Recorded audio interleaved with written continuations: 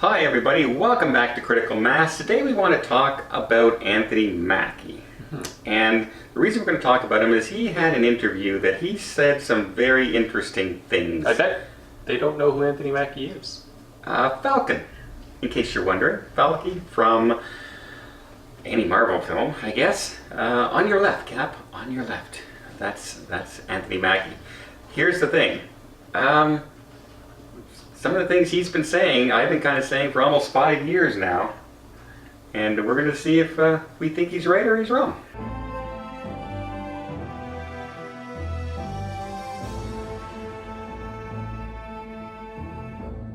Right off the bat, let's just say one of the biggest things that he had said is that there are no movie stars anymore. He says people don't see Anthony Mackie, they see Falcon.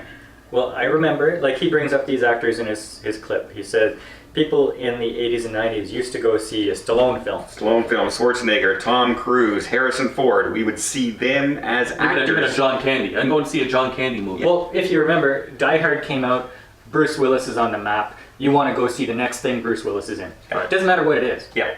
Sure. Now, here's a perfect example.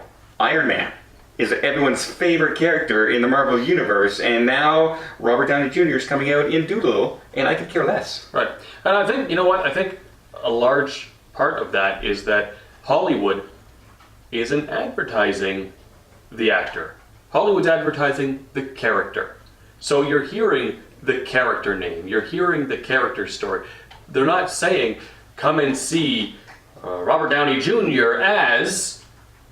They are just saying, Doolittle, come and see Doolittle. See, I have a feeling people are getting typecast into roles, and they're staying in those roles longer. Because the paycheck to keep them in that role is so huge, they can't deny it. How many times did Captain America want to get out of being Captain America, and they kept, well, what if we tripled your salary? Right. Okay, I guess I'll do Captain America some more. Start pumping some more iron. Yeah. Because it's definitely changed. Like, no matter, we've seen some horrible movies because a star was in it. That's the only reason we went and saw the movie. The Happening.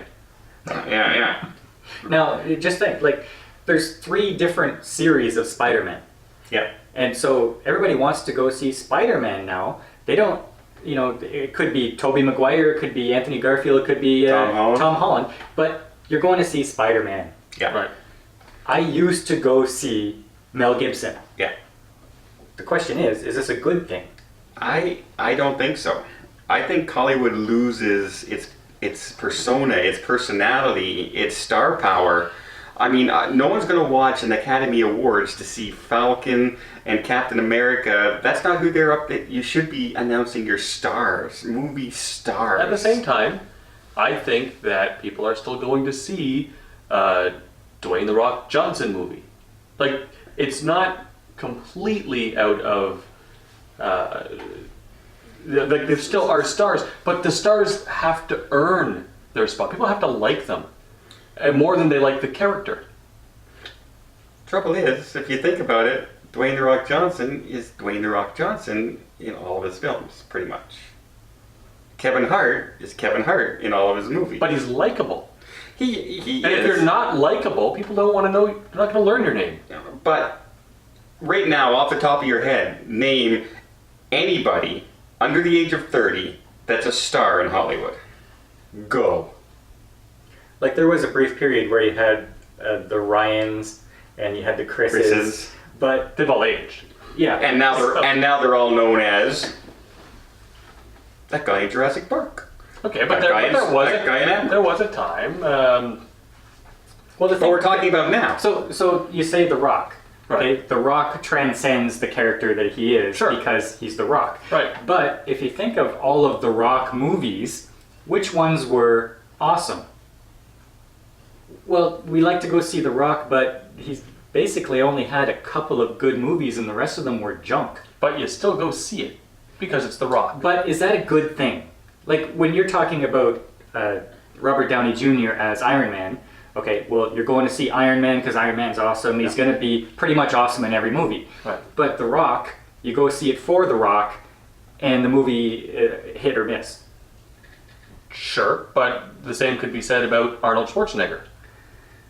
Arnold Schwarzenegger, Some great movies and some great disappointments. but you still went to see them time after time because Schwarzenegger was a big enough star, and back then people went to see the star.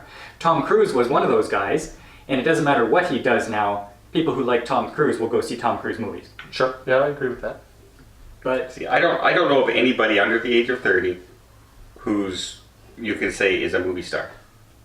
Well, and I would say maybe people, reviewers that are under 30, would. Except we see every I don't movie. think so. We see every movie. Anthony Mack just said that. There are no movie stars anymore. like, can you think of somebody under 30? How old's Lady Gaga? No.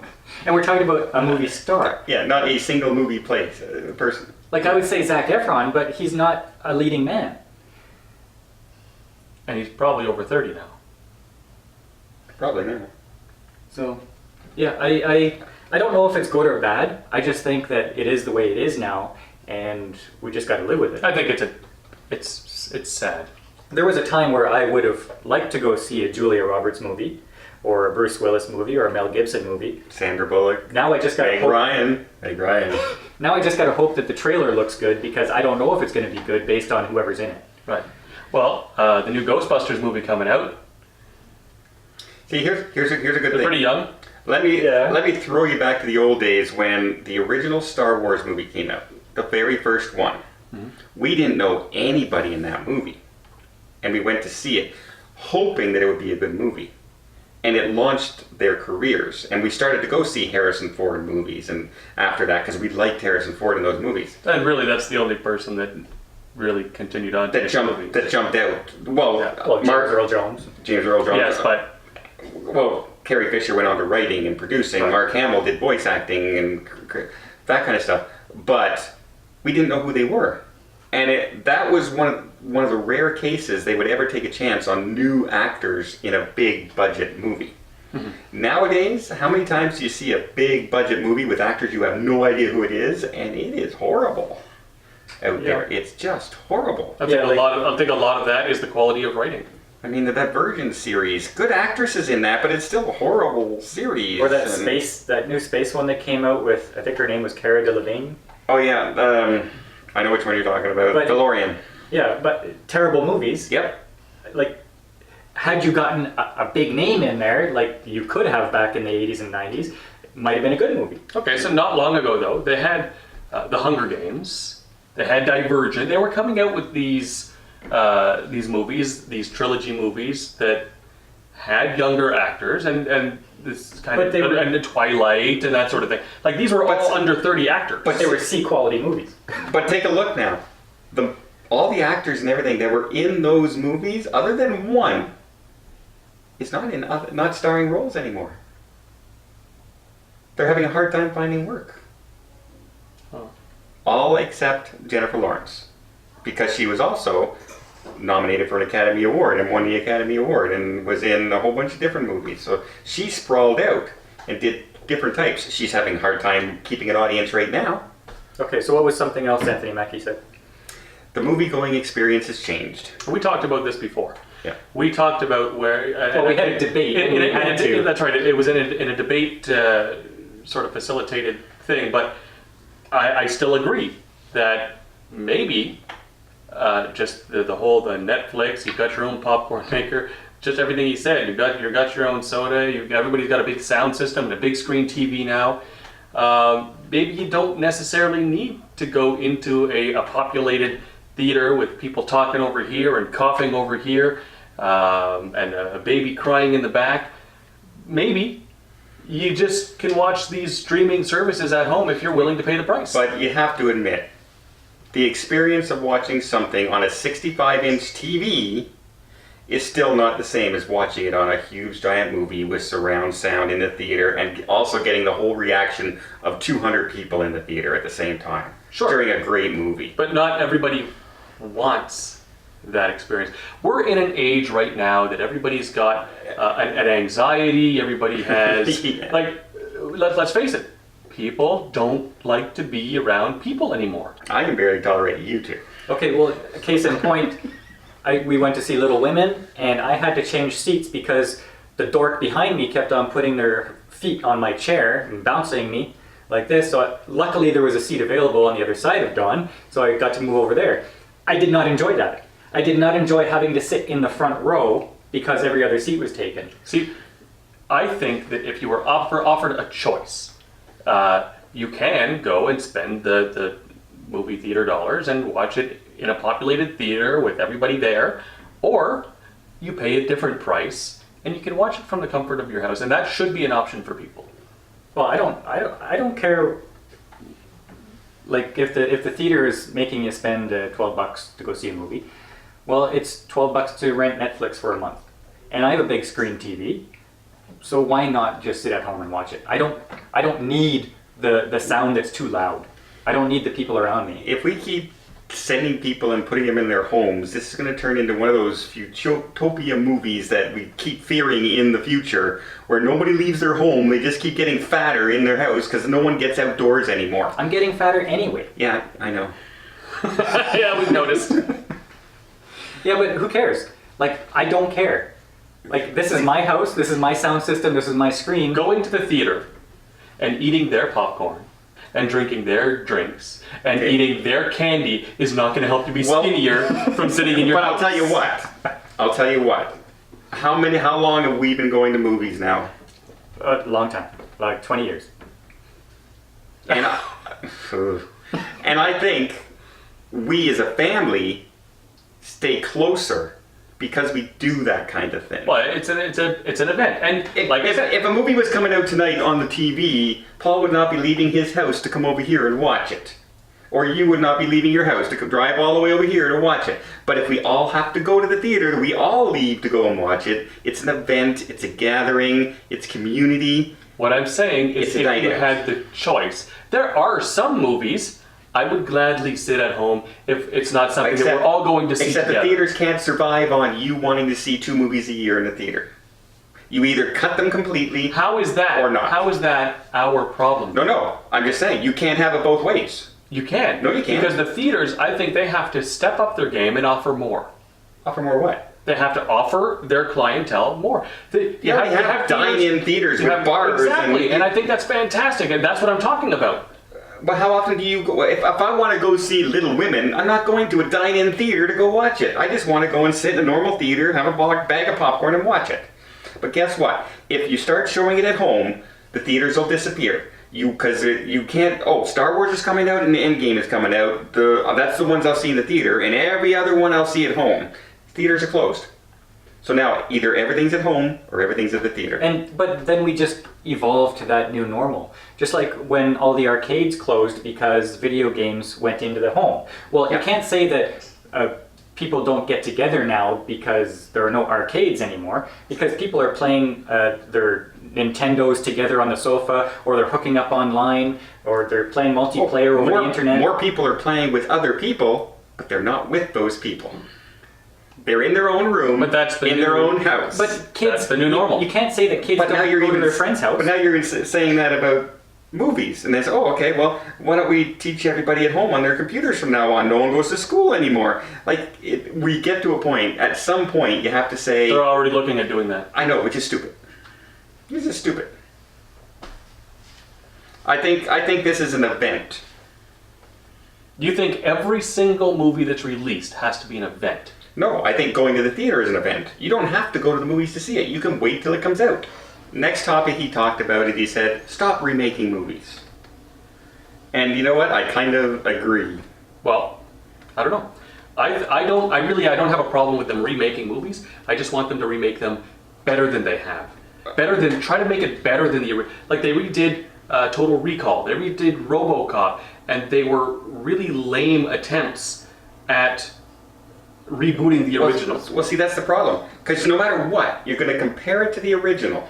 And if the original is a good classic movie, the new movie cannot compete. That's not necessarily Name true. me one successful remake. Well, that's what I'm saying. You can't name a successful one because I'm saying they have to do it better. Except they can't. They haven't. So if you can't do it better, then why do it? Because it can be done. They just haven't done it. How do you know it can be If done? every attempt to do one has been unsuccessful, how can it be done?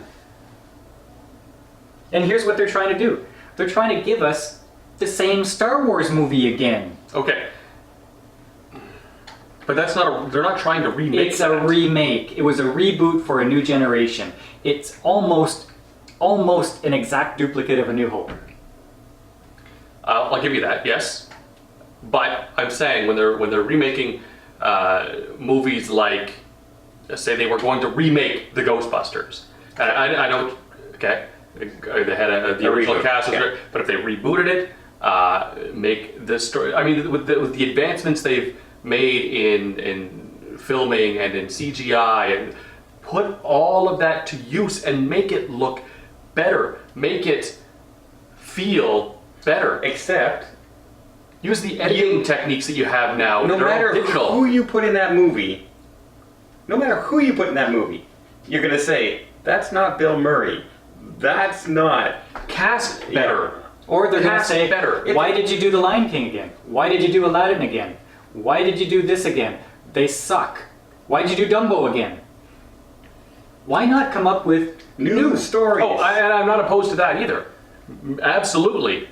I mean, there's a trillion books out there that would be fantastic movies that they haven't touched. Like, And how often do we have to have a new reboot of the Charlie's Angels franchise?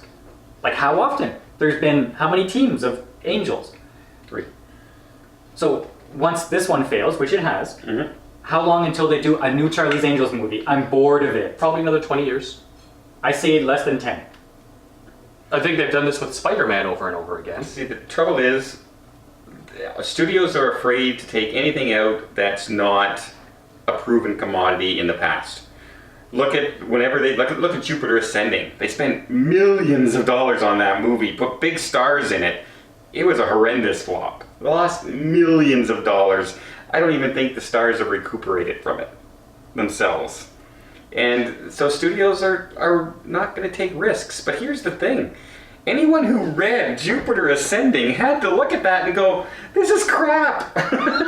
Like, who doesn't read that? Like, they did the same thing 3 times in the same movie. They need better writers. They need better directors. They need better producers. Okay, but let's say we don't have those good things. Yeah. Why can't we have just new movies with the same bad people? And maybe, just maybe, we'll get something new we like that becomes classics in the future. Like Alita Battle Angel. How long until we get a Die Hard remake? Well, I don't want a Die Hard remake. I like Bruce Willis and Alan Rickman. Yeah. A Die Hard remake would be a sacrilege. I bet it's coming though. Oh, give it 10 years, it'll be out. Well, Bruce Willis is too old to do any more Die Hard movies than that. Alan Rickman's passed away. Like, Yeah, I think I heard them say that they're going to remake Back to the Future. No. I think I heard them say that. Okay, they can't do that.